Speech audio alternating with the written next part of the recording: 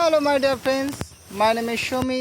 আর philosophy কনসেপ্টকে আমি চেষ্টা করি আপনাদের সামনে আমি তুলে ধরা।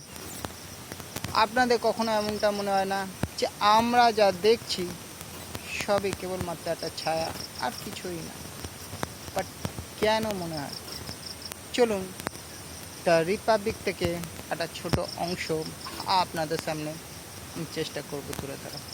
দ্য অ্যালগরি অফ দ্য কেভ, গুহার রূপকতা।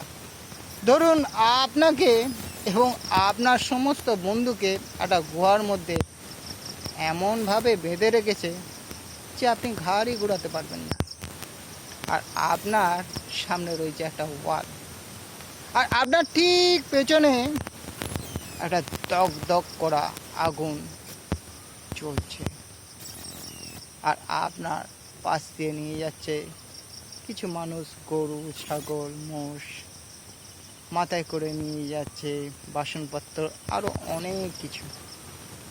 আর আপনার যে ওয়ালটা আপনি দেখছেন কেবলমাত্র তার ছায়াটুকু, আর কিছুই না।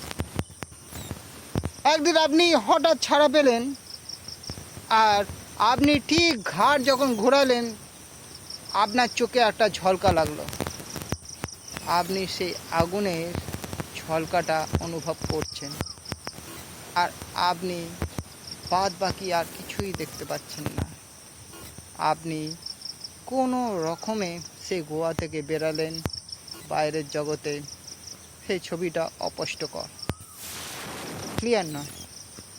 আপনি আস্তে আস্তে আপনি এই নেচারকে দেখতে শিখলেন। আপনি সকালে সেই ভোরের আলোয় সূর্যকে দেখলেন, আপনি সেই নীল আকাশকে দেখতে পেলেন, আপনি রাত্রে অসংখ্য তারা এবং জ্যোৎস্না ঘেরা সেই চাঁদের আলোকে আপনি দেখতে পেলেন, আপনি পরম সত্যকে দেখতে পেলেন। কিন্তু প্রশ্ন এখানে রয়েছে যে আপনার যে বন্ধুগুলো যে বাঁধনে বাঁধা আছে তাকে কি আপনার ছাড়াবা উচিত? সেই বাঁধন থেকে মুক্তি দেওয়া উচিত? উত্তর আপনার কাছে। পরে ভিডিও আপনাদের জন্য চেষ্টা করব আমি। Thank you for watch my video.